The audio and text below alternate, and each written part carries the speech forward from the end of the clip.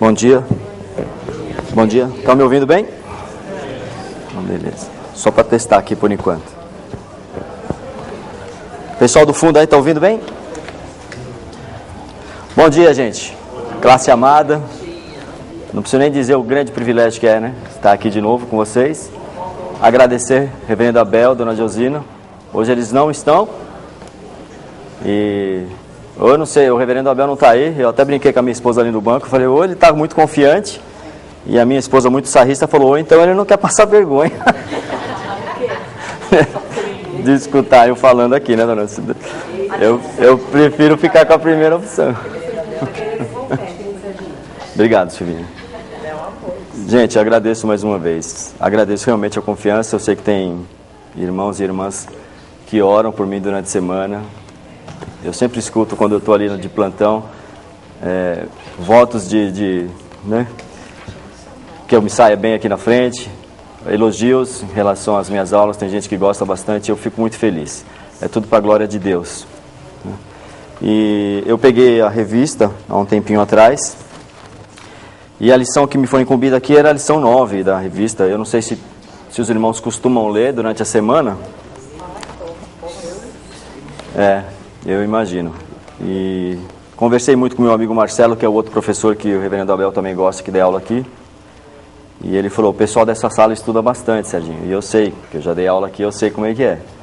A lição fala sobre os frutos da generosidade. E é um texto que está lá em 2 Coríntios 9, de 1 a 15.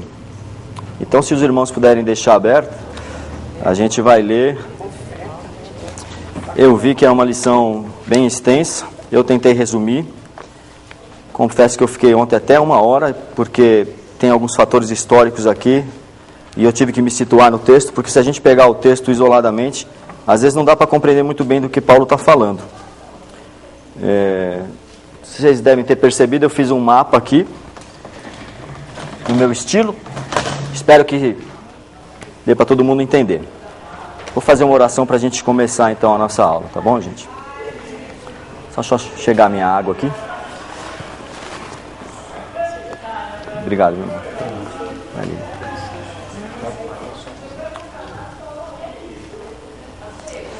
Oremos. Glorioso Deus e Pai, Tu és soberano e Teu nome é santo e será para toda a eternidade, meu Deus.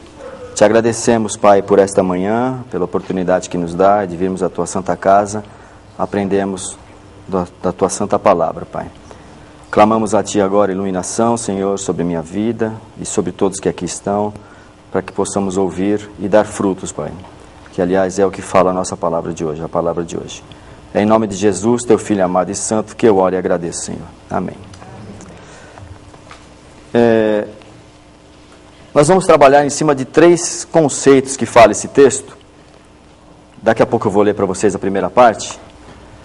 E eu tentei dividir de uma maneira que ficasse mais fácil para a gente trabalhar.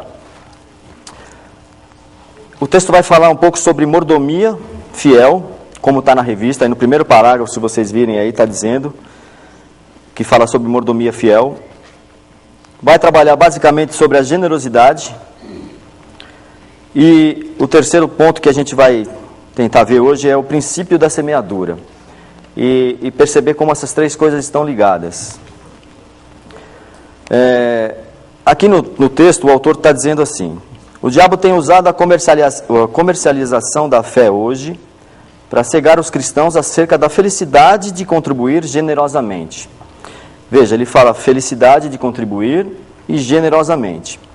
Stephen Alford diz: estou convencido de que o diabo faz com que o assunto da contribuição sofra resistência e ressentimento entre o povo de Deus, porque ele sabe que não há uma maneira de enriquecimento espiritual como o exercício da mordomia fiel. Eu concordo com o autor. O que a gente vê por aí hoje, principalmente pela mídia, é uma distorção total do conceito da contribuição, né? O que a gente consegue perceber, assim, bem a grosso modo, é apenas uma troca, né? Dar e receber. E aqui não está dizendo isso. O texto não vai falar sobre isso. Primeiro que ele fala da felicidade de contribuir, e depois sobre generosamente.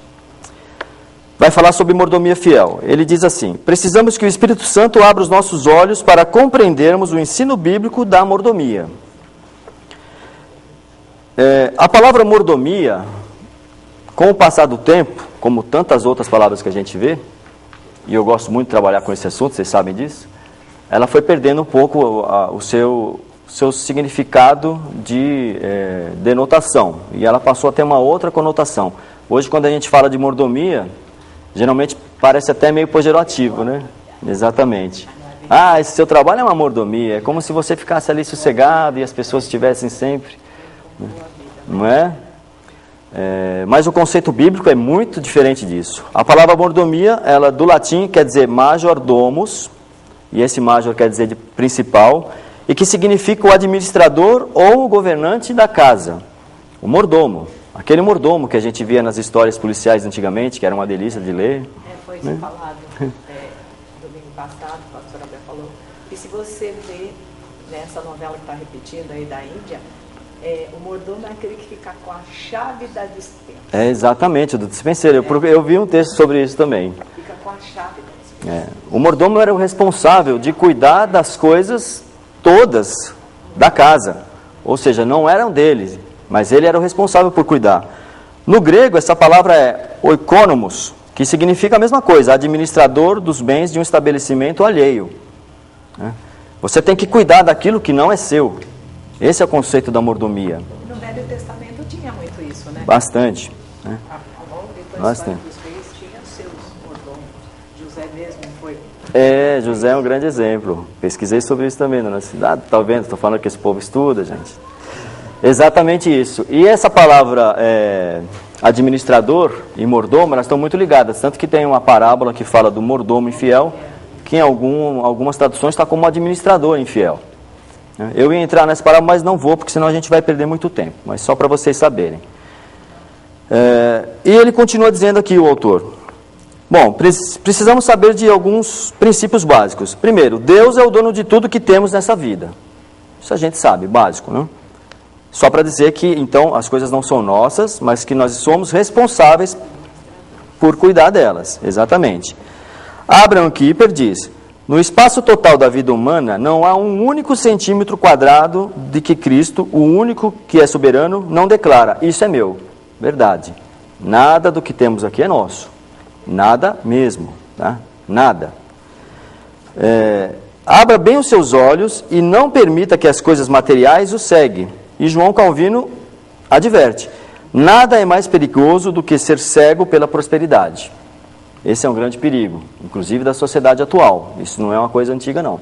Aliás, acho que é bem mais inerente nessa sociedade nossa de hoje, né? As pessoas às vezes cegam pelo intuito de serem prósperas, entendeu? E esquecem do intuito verdadeiro, que é a doação pelo coração. Segundo ponto que ele ressalta: não podemos servir a Deus e as riquezas simultaneamente. Isso a gente vê sempre. Mas podemos servir a Deus com as riquezas corretamente. É possível? Totalmente possível. E a Murray diz: o mundo pergunta o que ou quanto um homem possui, mas Cristo pergunta como ele usa o que possui. Isso eu acho ótimo.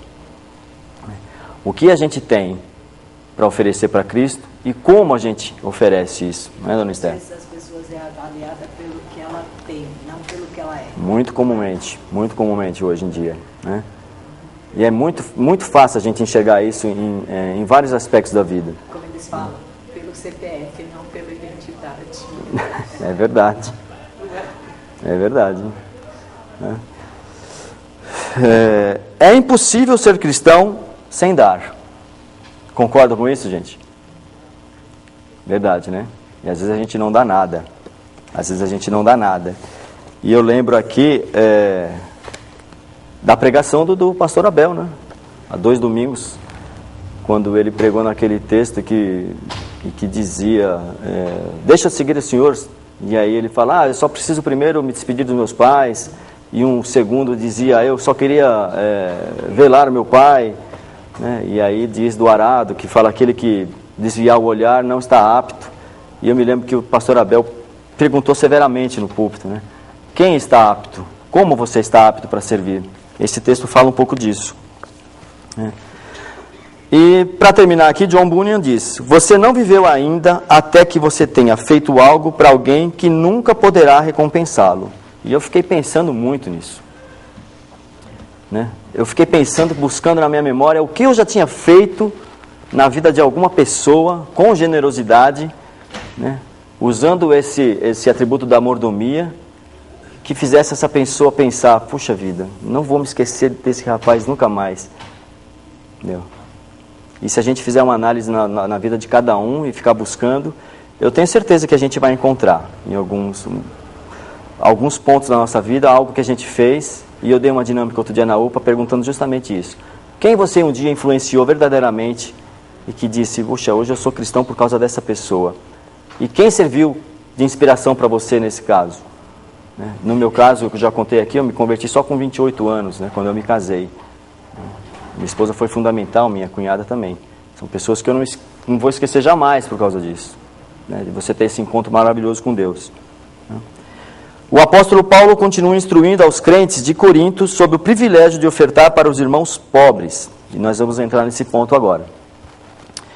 Agora, o serviço da mordomia, gente, você ser administrador dos bens, será que está referindo-se somente aos bens materiais mesmo? A gente pode ser administrador de outras coisas e servir a Deus de uma maneira também qualificada? Dá uma olhadinha o que está escrito lá no Salmo 115, 16. Por favor, alguém pode achar?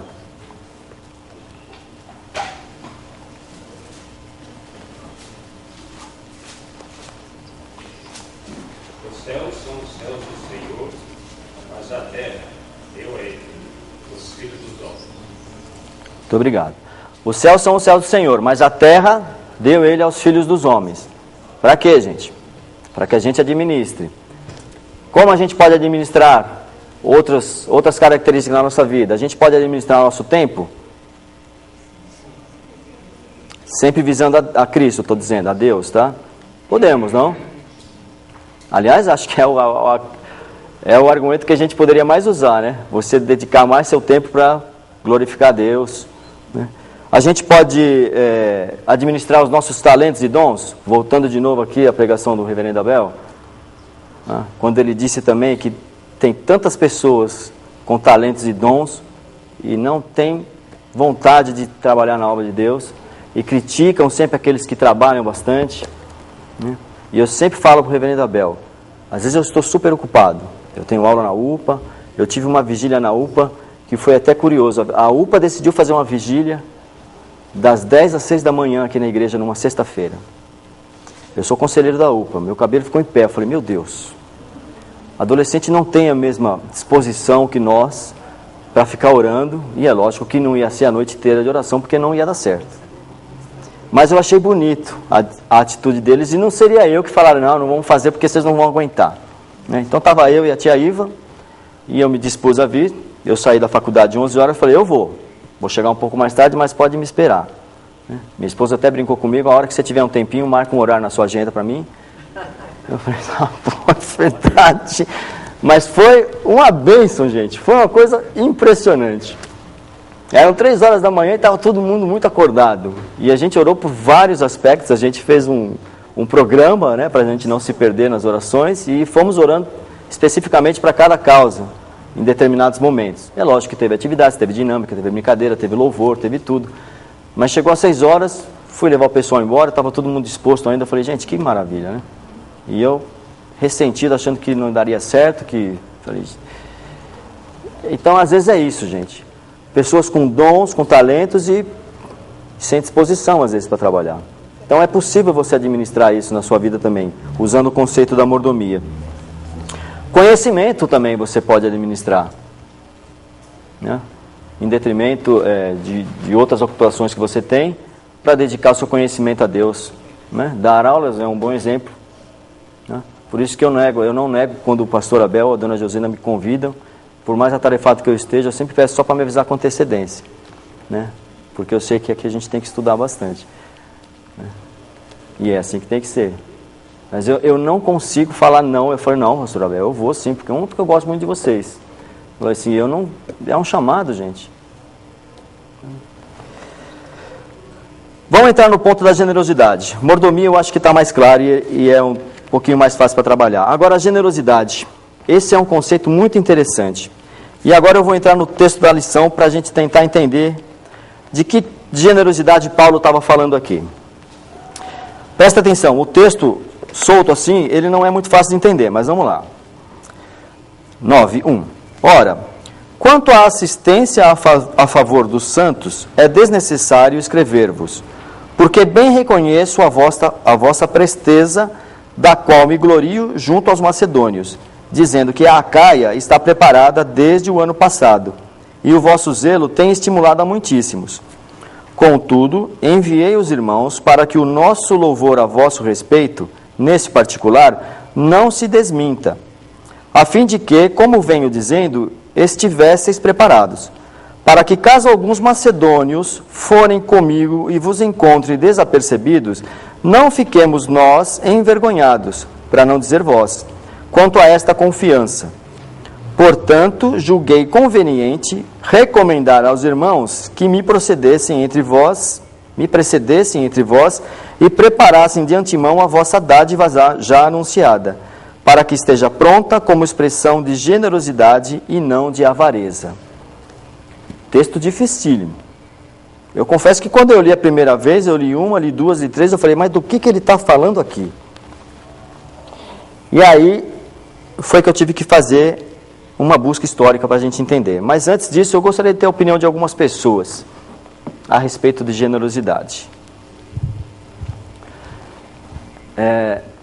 Eu gostaria que vocês me dissessem qual o conceito de vocês sobre generosidade. O que vocês acham que significa isso exatamente? Vou pegar 2 pessoas de cada lado, tá? Fale que o coração manda. Seu Rubens, meu amigo. Generosidade para o senhor, seu Rubens. É o bem que você faz ao próximo. O bem que o senhor faz ao próximo. Muito bem. Seu Eugênio, para o senhor. O desprendimento das coisas terrenas, que você possa contribuir com liberalidade. Liberalidade, muito bem. Liberalidade é contribuir sem esperar nada em troca, gente. Muito bom, seu Eugênio. O bem que se faz aos outros, contribuir com liberalidade. Dona Roseli.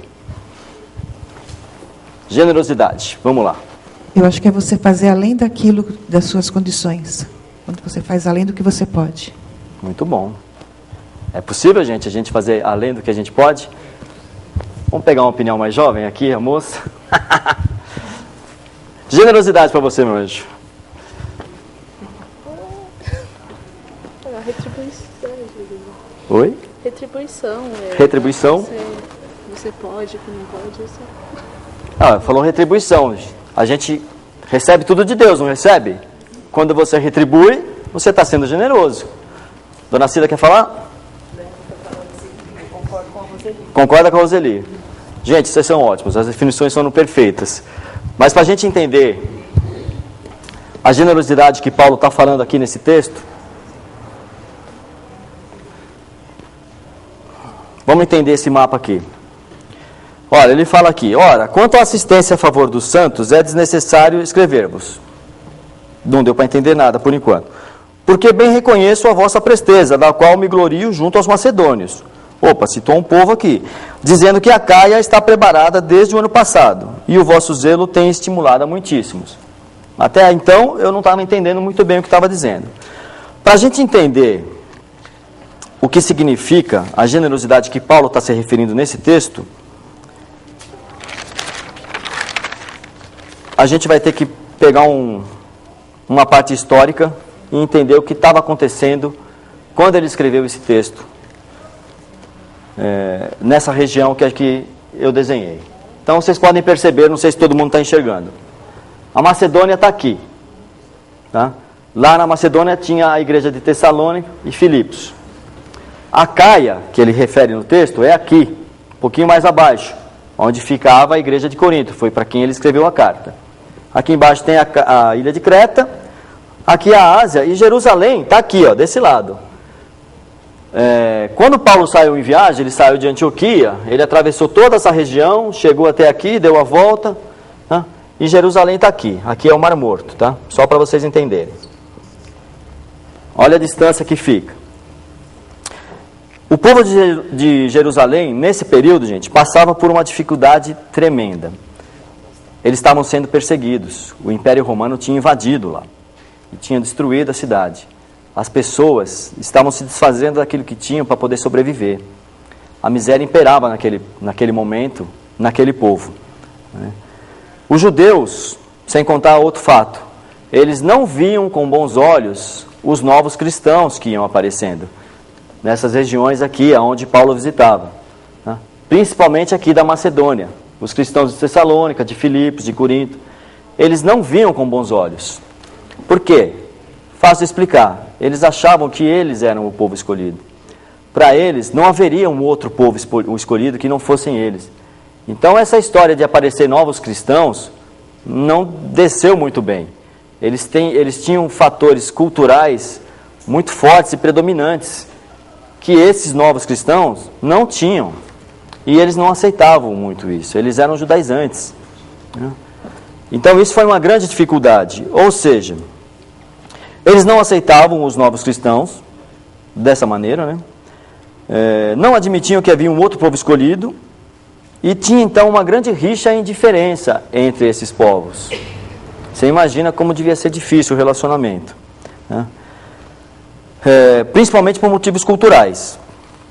Paulo, estrategicamente, sabendo da miséria do povo de Jerusalém, por causa da invasão romana, né, onde as pessoas perdiam tudo que tinham e passavam fome, estimulou aos irmãos das igrejas de Acaia e da Macedônia, que também eram pobres. Se você voltar aqui no versículo 8, no capítulo 8 de Coríntios mesmo, volta só um pouquinho aqui, ó.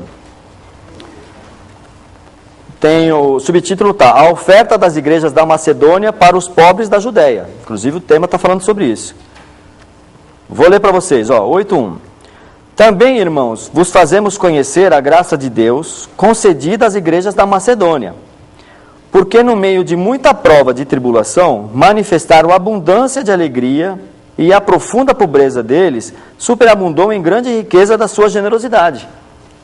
As igrejas da Macedônia também não estavam assim, né, riquíssimas. No entanto, a generosidade deles impressionou a Paulo. É o que está dizendo aqui. Então você começa a perceber que quando você lê esse texto do capítulo 9, se você não tiver lido os outros capítulos, talvez você não consiga entender muito bem do que está se falando aqui. E aqui falava, e ele ficou impressionado com a generosidade desse povo. As igrejas da Macedônia também eram pobres, mas ele sentiu o desprendimento, né? O senhor Eugênio falou ali. As igrejas da Macedônia, a saber, Filipos, Tessalônica e Bereia, né? Paulo estimulou o levantamento de uma oferta para dar ao povo de Israel. E Paulo fez isso, não foi à toa. Se você pegar o texto de Gálatas 2:10, alguém pode abrir e ler, por favor? Gálatas 2:10. Veja o que fala a respeito acerca dos pobres, a orientação que é dada para Paulo.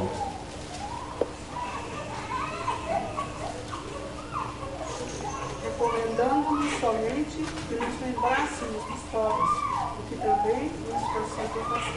Olha lá, o que também me esforcei por fazer. Quem se esforçou? Paulo, gente. Ele tinha recebido essa orientação e ele não se esqueceu disso. Ajudar aos pobres. E ele se esforçou. E a gente está vendo aqui a prova. A ajuda de Acaia era prometida desde o ano passado. Está falando aqui no texto que a gente leu, ó. Então, primeiro ele elogia a generosidade de Tessalônica, não, da Macedônia. Olha, porque bem reconheço a vossa presteza, da qual me glorio junto aos macedônios. Ele estava feliz com os macedônios. Falou, nossa, vocês são generosos, que bom. E aí ele diz assim, dizendo que a Acaia está preparada desde o ano passado, e o vosso zelo tem estimulado a muitos. Então ele sabia que a Acaia, por exemplo, já tinha se preparado, já tinha se planejado para essa oferta. Aonde é que está marcado isso? Quer ver? Se a gente achar no mesmo texto lá em 2 Coríntios 8, a gente lê o versículo 10. Então a gente leu que as igrejas da Macedônia também passavam tribulação e eram pobres. E no versículo 10, olha, ele diz assim, e nisto dou minha opinião, pois a vós outros, que desde o ano passado, está falando de Acaia, vós outros Acaia, tá? Desde o ano passado, principastes não só a prática, mas também o querer, convém isso. Então ele já sabia que com Acaia ele podia contar. Desde o ano passado eles já estavam se preparando para isso. Né? Mas Paulo assim mesmo ainda se preocupou que ela estivesse preocupada. Como ele diz aqui no texto. Olha, Acaia está preparada desde o ano passado e o vosso zelo tem estimulado a muitíssimos. Contudo, enviei os irmãos para que o nosso louvor a vosso respeito, nesse particular, não se desminta. Ou seja, ele estava preocupado. Ó, eu sei que eles estão se preparando, mas será que está tudo certinho lá? Porque a gente vai viajar para lá e eu preciso recolher essa oferta, mas será que eles se prepararam mesmo? Né? A fim de que, como venho dizendo, estivesseis preparados. Olha só a dúvida dele.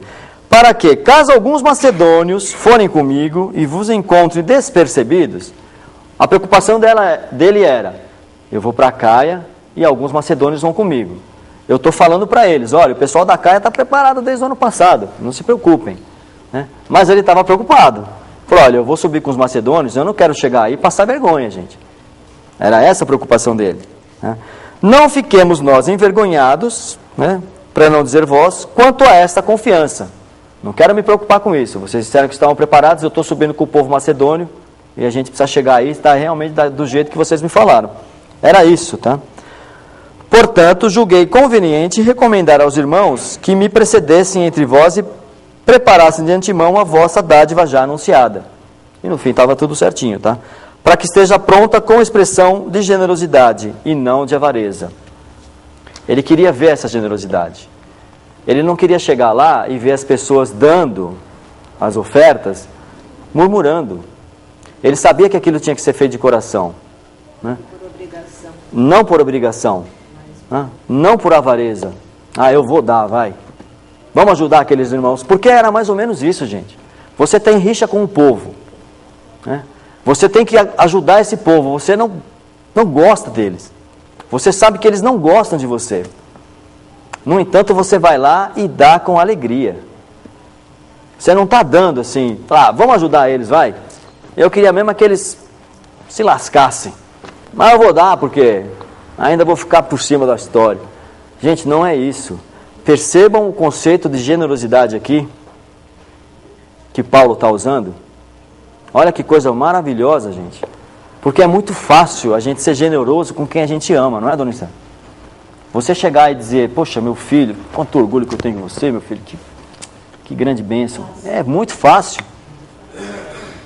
Né? Vocês são amigos, é fácil a gente chegar aqui, poxa, seu Rubens, amigo de tanto tempo, eu vou ajudar o senhor, porque o senhor... Amar o irmão não tem importância, agora eu quero ver amar o inimigo. Aí que tá. Olha só como Paulo trabalha isso e como ele foi estratégico. Como ele foi estratégico. Gente, não é muito difícil a gente imaginar isso. Vamos botar uma situação bem peculiar aqui. Nós somos essa igreja, digamos que a gente é a igreja de Acaia. A gente está se preparando, está levantando uma grande oferta. E aí chega alguém aqui e fala, olha gente, nós vamos ter que ajudar aquela igreja pentecostal, tá, que está passando por uma dificuldade tremenda. Entendeu? E nós vamos ter que levantar uma oferta para eles. Né? E aí a gente tem todo aquele conceito, né, dona Ida, das igrejas pentecostais, e a gente age com tanta arrogância. Talvez um bom trabalho feito, e aí eu acho que entra todo o dom, todo o Espírito Santo de Deus agindo, eu tenho certeza que a gente contribuiria, porque, principalmente nós brasileiros, a gente tem muito disso, né, gente? Mas a gente critica. Que a gente critica, ou não? Claro. Fala, meu irmão. Aliás, podem participar, viu, gente? Eu gosto quando vocês participam. O erro nosso é verificar o homem. Sim. E não o que é pregado. Exatamente. Porque nós vamos, em certas igrejas, ouvimos mensagem, vamos ver o que ele está falando. E não ver quem está pregando. Sim. O erro nosso é esse. Então, e tem muitas coisas que acontecem, às vezes até para você ajudar um irmão, gente, você sabendo como esse irmão está levando a vida dele, às vezes é difícil. É ou não é?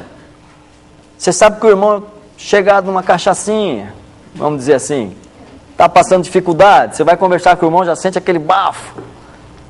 Mas ele está passando necessidade, está passando fome. Está trabalhando porque não é muito chegado. não é muito chegado. E a gente vê isso, gente, constantemente. Vou falar para vocês uma coisa aqui da diaconia, hein? Fala, meu querido, olha lá, o diácono vai falar. A palavra de Deus fala, fazer o bem sem saber o que. E a gente discutiu isso na última reunião, você lembra, Divanildo? Na última reunião da diaconia, por incrível que pareça, a gente falou muito sobre isso. Por quê? Tem algumas pessoas que chegam na porta da igreja que talvez vocês nem saibam. E que vêm pedir ajuda para a gente. E às vezes você está vendo, a pessoa está assim, só queria aí uma ajudinha, tem como ajudar? Aí você fala, meu Deus, eu vou dar dinheiro para esse homem, ele vai tomar uma cachaça brava ali. E foi interessante, porque você está num grupo de 12, 14 pessoas, como é a diaconia, e é incrível como você vê as opiniões, como elas são diferentes. Eu, por exemplo, deixei bem claro, falou, gente, eu não dou dinheiro para ninguém. Eu também tenho essa opinião, de dinheiro não dou não, porque já dei Pois é. pessoas via depois no bar bebendo. Uma coisa muito comum aparece aqui é as pessoas pedindo dinheiro para passagem de ônibus. Então a gente determinou o que, Divanildo? Vamos comprar um bilhete único. Vamos comprar alguns, na verdade, a gente falou, né? E vamos ficar com o bilhete aqui. A pessoa, olha, eu estou precisando ir para tal lugar, preciso do dinheiro da passagem. Ah, eu tenho um bilhete aqui. Aí a gente chegou à conclusão que se ela quiser o dinheiro mesmo, ela vai vender o bilhete, ponto. Mas até aí, gente, não dá para a gente ficar... Mas Jesus não disse, fazer o bem e não olhar a quem? Foi o que ele disse. Então a gente chegou à conclusão que é muito complicado isso, porque senão vai ser só julgamento. Mas eu tenho muita cisma com isso, de dar dinheiro para as pessoas assim, eu não consigo dar mais. Eu não dou, na verdade não dou. Mas aqui a situação era outra, o povo estava passando fome, eles estavam sem nada, eles venderam tudo que tinha. A cidade estava sendo destruída. É o que a gente está vendo hoje aonde? Na Síria, por exemplo. E tem irmãos sírios chegando em tudo quanto é lugar do mundo, aqui no Brasil, inclusive. E às vezes a gente fala, mas eles têm costumes estranhos, são muçulmanos, são... Gente, é dificílimo, hein? A gente fala, nosso país já tem pobre demais, já tem gente precisando... Sem contar essa xenofobia que existe. Fala, mas está fazendo o que aqui na nossa cidade? Às vezes a gente não aguenta nem gente que é do próprio Brasil. Aqui vem o pessoal do Nordeste para cá, a gente já fica revoltado. Exatamente, já não cabe mais ninguém aqui. A gente é assim, gente. E Paulo está botando para o chão tudo isso aqui. Ele chegou nas igrejas da Macedônia, da Acaia, em Corinto, falou, gente, vamos levantar uma oferta, né? E eu sei que vocês são generosos. Olha o conceito da generosidade dele. Impressionante, não? E maravilhoso. Acho que a gente está um pouquinho distante disso, né? Eu fiz essa comparação com uma igreja pentecostal, mas podia ser com uma igreja católica ou qualquer outra, né? Mas e se fosse um centro de Umbanda? Ah, meu Deus do céu. Fazer o bem sem olhar a quem? A gente consegue fazer isso? Fala, meu irmão.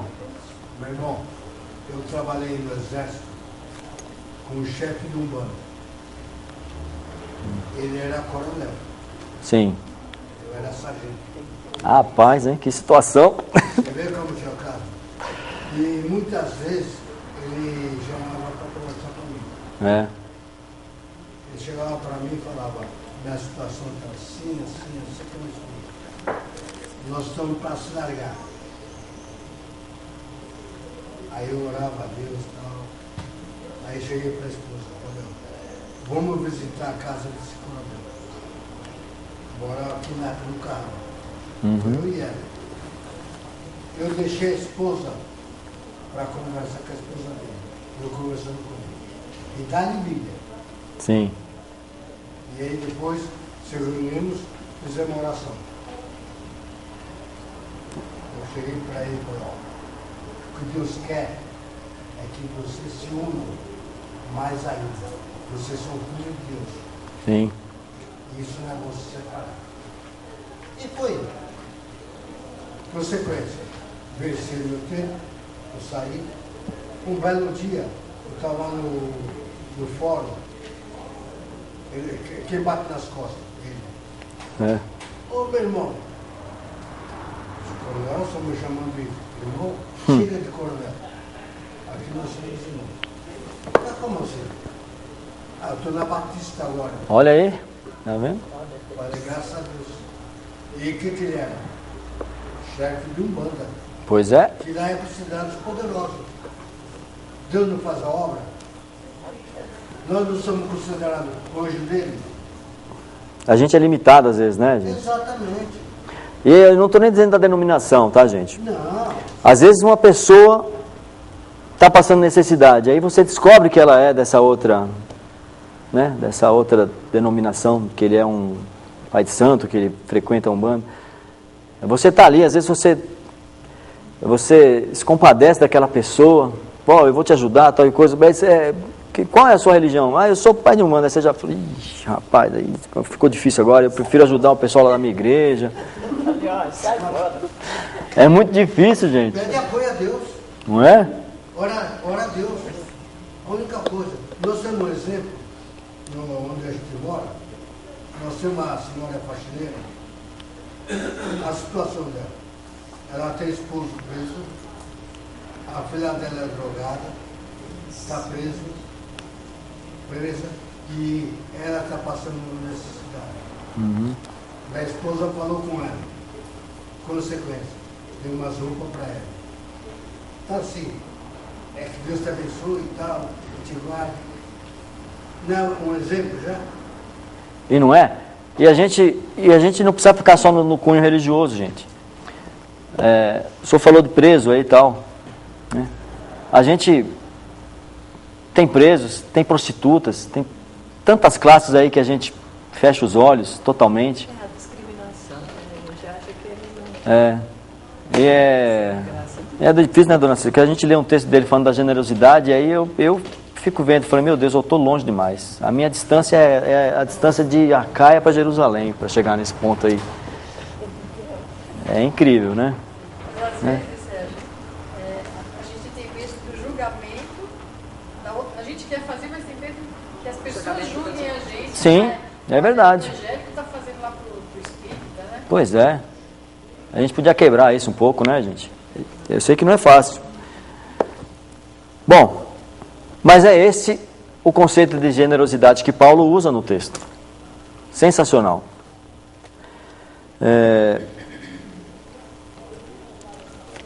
Vamos entrar no último ponto, que eu estou vendo que já são quase 11. Eu não me lembro que hora que a gente começou, mas vamos lá.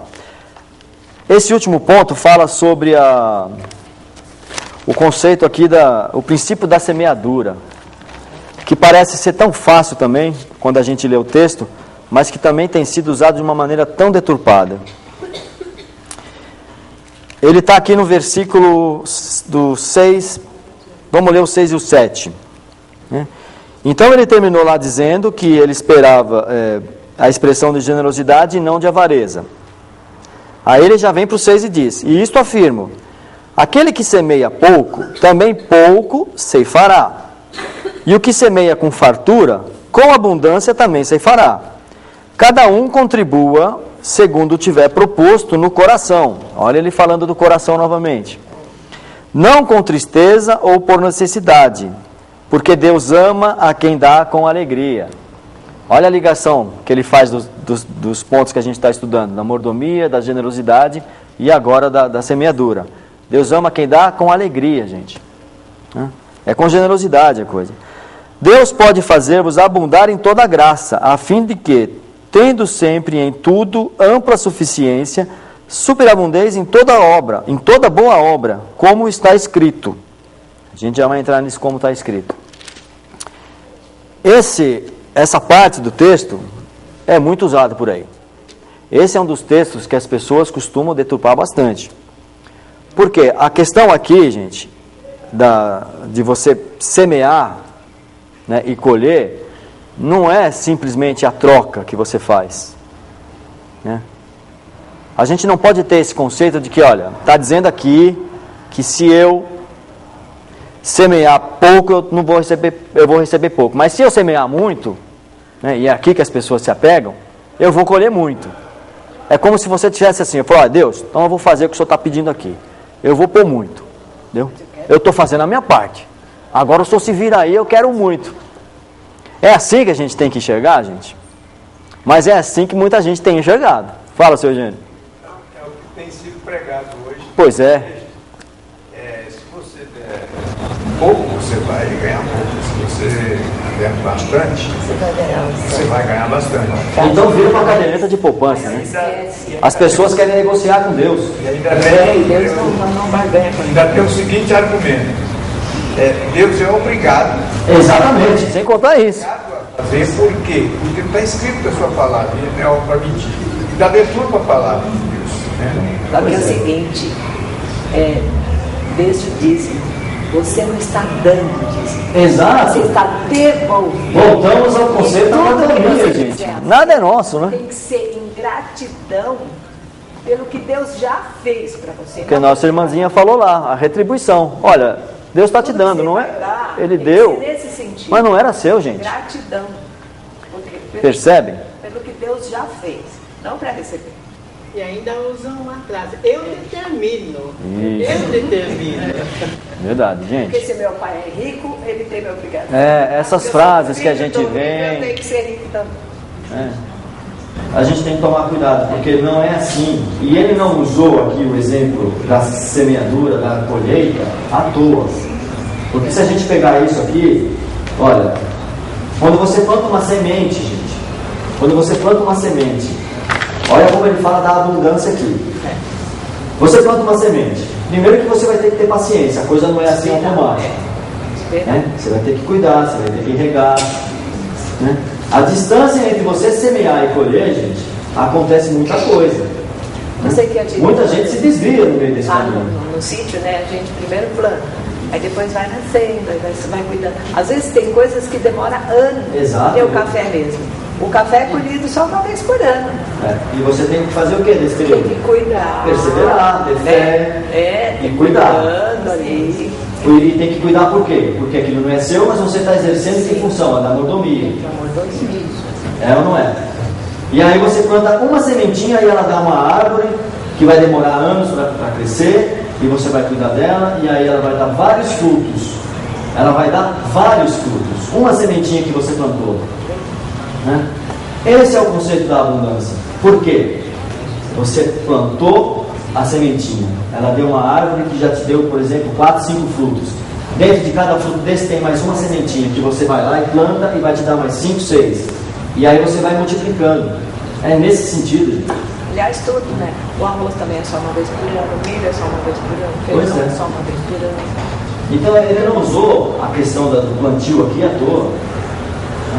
É para a gente entender que é assim que funciona. Deus te dá e vai te dar mais. E é para que ele faz isso? É para que você contribua com os outros também. Voltamos à questão da generosidade.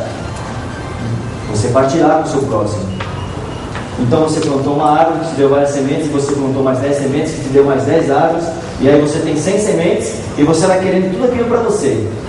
E aí você fala, olha Deus, é bem verdade aquilo que está escrito, né? E você não partilha com ninguém. Cadê a generosidade? Olha o que está escrito, gente, em Êxodo. Deixa eu ver se eu marquei. 25:1-2. Alguém pode ler? E alguma outra pessoa abre em Deuteronômio 15:7, por favor. Disse o Senhor a Moisés: fala aos filhos de Israel que me tragam oferta. E todo cujo coração o mover para isso, dele recebereis a minha oferta. De todo homem cujo coração o mover para isso. Você tem que ser movido por quê? Pela ganância? Pela troca? Falar, eu vou dar, mas eu quero receber? É assim que funciona? Não. Deuteronômio 15:7. Quem pode ler, por favor? Quando entre ti houver algum pobre de teus irmãos, em alguma das tuas cidades, na tua terra que o Senhor teu Deus te dá, não endurecerás o teu coração, nem fecharás as tuas mãos a teu irmão pobre. Gente, mas é exatamente isso que a gente viu aqui. Então Deus dá para você para quê? Para quando entre ti houver algum pobre de teus irmãos em alguma das tuas cidades, veja bem, ele estava em Acaia, a cidade sofrida era aqui em Jerusalém, o povo da Judéia. Os pobres eram de lá. Talvez você estivesse aqui sossegado e falar, eu não quero nem saber desse povo não. Mas não é assim que ele fala. Olha aí, em alguma das tuas cidades, na tua terra, que o Senhor teu Deus te dá, ele te deu. Não endurecerás teu coração, nem fecharás as mãos ao teu irmão pobre, gente. Então esse é o grande conceito. Deus vai te dar, você vai plantar, você vai receber mais, e é para você partilhar isso. Se fosse assim que a gente trabalhasse o nosso conceito, a fome no mundo seria mínima. Seria mínima. Então não se trata apenas de uma troca de dar e receber. Não se trata de negociar com Deus, de você fazer a sua parte e esperar que Deus cumpra com a dele. Primeiro que você não manda em Deus, né? Primeiro que você não pode exigir nada, né? Você não pode determinar: Senhor, eu exijo. Não, você não exige nada, meu filho. Você não é nada para exigir nada de Deus. Deus dá, se ele quiser dar para você, ele vai dar. Se ele quiser tirar, ele tira também. A mesma facilidade. Com a mesma facilidade. Eu vou dar meu dízimo alto, porque eu sei que ele vai me dar uma favor meu. Exato, gente. Já vi isso. O dízimo é 10%, mas eu vou dar 20%. Né? Eu sei que eu vou receber mais aí. E aí você sai entregando isso. Ah, mas também você só deu 10. Você quer o quê? Tá nessa miséria aí, gente do céu. Não é assim que funciona. O alvo final não pode ser a recompensa. Quando você faz alguma coisa para Deus, né? Falando para Deus, e espera ser recompensado, a coisa não dá certo. Você tem que fazer para Deus, porque tudo é feito para a honra e glória dele. Então, um exemplo bem particular. O reverendo Abel me convidou para dar aula aqui. Eu vou dar aula e eu quero acabar essa aula. Quando eu chegar ali na porta, eu quero receber elogio de todo mundo. É mais ou menos isso. Porque se eu não receber, vou ficar chateadinho. Não, eu quero... Qual é o objetivo da minha aula, gente? Roseli falou segunda-feira sobre isso. O eu da gente. Pois é. Sempre na frente. E a gente pensa que não tem isso em igreja. O eu quer elogio, o eu quer recompensa, o eu tem que apagar isso. E aí é assim, né? Você sai, ninguém fala nada, você começa a cutucar. E aí, gostou da aula? Né? Só que tem uma coisa dizendo assim, ó. Antes do seu eu, bota um D e depois um E. É, perfeito. Vê quem aparece. Gente, o objetivo não pode ser a recompensa nunca. Você não pode dar seu dízimo esperando receber algo em troca. Você não pode dar uma aula, você não pode ser um conselheiro, você não pode ser um diácono, não é, meu irmão? Esperando algo em troca. Um presbítero, um pastor. Elogio é bom? É, veja bem. E aqui na revista tem um capítulo que fala sobre elogio. E eu já falei aqui. Isso tem que ser estímulo, gente. Isso tem que ser estímulo. Porque a gente vê que cada vez menos pessoas têm vontade de trabalhar na obra de Deus. E ela não tem que trabalhar com essa finalidade. Mas quando você estimula, e ele estimulou aqui, ele falou do povo da Macedônia, ó, e é justamente isso que ele está falando. Paulo elogia pela presteza, prontidão e disposição de mente e espírito. Isso não há problema nenhum. Mas ele sabia que a finalidade deles não estava sendo feita para receber o elogio. É isso, gente. O resultado vem da graça de Deus, mas não é esta a sua motivação para semear. Deus vai dar a graça dele porque é misericordioso. O texto diz que devemos dar com alegria. O que sai do nosso coração, gente, é mais importante do que aquilo que entra aqui, ó, no gasofilácio. Por isso que Deus não aceitou a oferta do Pai. É verdade. Então, o que sai do seu coração para Deus é mais importante do que entra aqui no gasofilácio. É isso que ele está olhando. Se você está dando com alegria, se você é generoso, se você não está esperando nada em troca. Aí no versículo 9 e 8 está dizendo assim: está escrito. E sabe onde está escrito, gente? Sempre que está escrito, tá? Nossa, gostaram disso? Salmo 12, 9, vamos dar uma olhada?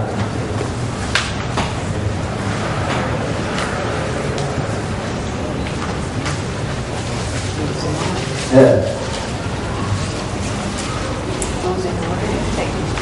Não? 112. Deixa eu ver se eu lembrei aqui. 12 só vai até o 8. 112. Não, peraí. Aqui na minha referência é 112. Ah, 112, é isso mesmo. É, eu que marquei só 12, tirei um aqui. É 112. Pode ler pra gente, por favor?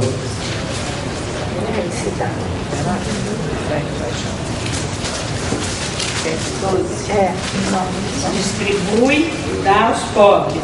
A sua justiça permanece para sempre, e o seu poder se exaltará em glória. Obrigado, irmão. E ó, E no texto de Coríntios está dizendo a mesma coisa: distribui, deu aos pobres, a sua justiça permanece para sempre. Isso que ele diz. Como está escrito lá, ele se referiu ao salmista, tá? Na continuação do texto: ora, aquele que dá semente ao que semeia e pão para alimento, também suprirá e aumentará a vossa sementeira e multiplicará os frutos da vossa justiça. É mais ou menos aquilo que eu falei aqui, sobre a questão da árvore, da semente, da reprodução, da abundância. A abundância às vezes vem, gente, não é pela quantidade de coisas que você dá. Veja, ele vai plantar uma semente, e essa semente pode dar abundância para ele, porque ela vai se multiplicar. Esse é o conceito que ele quer usar aqui. Sabe, Sérgio, o que às vezes eu fico pensando o seguinte: mas quando fala em obras, sim, na causa de Deus, você esquece que essa obra tem que ser aplicada no espaço físico, porque seria bonita como a Esther, que deixou tudo e saiu em missões. Mas às vezes, por exemplo, Deus levantou a Esther para isso. Sim. Mas ele também me deu um dom. Sim. Às vezes eu tenho um vizinho que está passando, eu sei de tudo isso e me esqueço quando Deus manda. É para aquele vizinho que está perto. A gente leva muito no espaço espiritual e esquece que o espaço espiritual tem que atuar em nossa vida no espaço físico. Eu acho que é esse o grande problema que acontece, Glazeiro. Não tenha dúvida. Eu acho que eu tenho que ir como a SAP vai, eu gosto, eu participo, gosto. Lá no asilo, como nós somos. Sim. E esquece às vezes de um parente que tem necessidade. Eu não me dou muito bem com aquele parente. Verdade. Aí está o grande problema. Pois é. Não, isso esquece é de comum. aplicar. Acho que a pessoa gosta muito do livro do Tiago. Não, e a gente fica sempre esperando algo assim, né? Deus, faz uma obra aí maravilhosa. A gente sempre pede isso, né? Tem um texto que é muito bacana que diz, né, que a pessoa pede paciência e Deus está dando várias situações para ela ter e ela não aprende a ter. Ela simplesmente quer que a paciência caia dentro da cabeça dela assim. Né? Quando Deus ele vai dando as situações, e às vezes a gente fica esperando, né, Zé? Fala, Deus, me manda aí para Paris que eu quero pregar lá. E às vezes o nosso vizinho está ali, você está vendo o sofrimento e você não consegue falar com ele. Porque não vê o que a Esther passou. Quando ela conta, você diz: nossa, saí daqui do conforto que ela tinha. Como eu conheci a Esther, entende? Quando ela falou que ela ia deixar o emprego que ela tinha para ir para missões, eu pensei: ela é louca. Não, Deus. Gente, a gente tem aqui na nossa igreja, além da Esther, a gente vê a dona Débora lá no meio dos índios. Ela convidou a gente para ir atravessar aquele rio Araguaia. E aquilo é uma. Eu falei, nada. Sabe como é que se atravessa aquele imenso rio? Aquela canoinha, não é barco não, gente. É uma canoinha. Ela começou, a gente estava empolgado, não, que vamos, como é que faz para ir? Não, aí tem um barquinho assim, o índio meio cachaçado, e você fala, eu vou nada, tá cheio de índio aqui para eu pregar aqui, eu não vou lá não. Sem contar que até chegar lá são horas e horas. É uma loucura, Eu brinquei com ela, falei, dona Débora, eu tô cheio de roupa, a senhora vai levar tudo para lá, não vou não, eu tô preocupado. Gente, não é fácil, é bem isso, a gente está numa zona confortável, né? Eu vou falar, eu tô junto com a minha família, a família da minha esposa, tem uma família de filhos que chegaram no Brasil, é o primeiro. E a gente começou a ajudá-los. Eles vieram refugiados. E eles, inclusive, vieram no domingo aqui na igreja. O marido fala um pouquinho de francês e a mulher só fala inglês, mas é bem ruim. Tá? A nossa comunicação estava bem difícil. Mas a gente se compadeceu e resolveu ajudá-los. Então, compramos cesta básica, vamos levar, eles têm uma filhinha pequena, a gente levou roupa, brinquedo.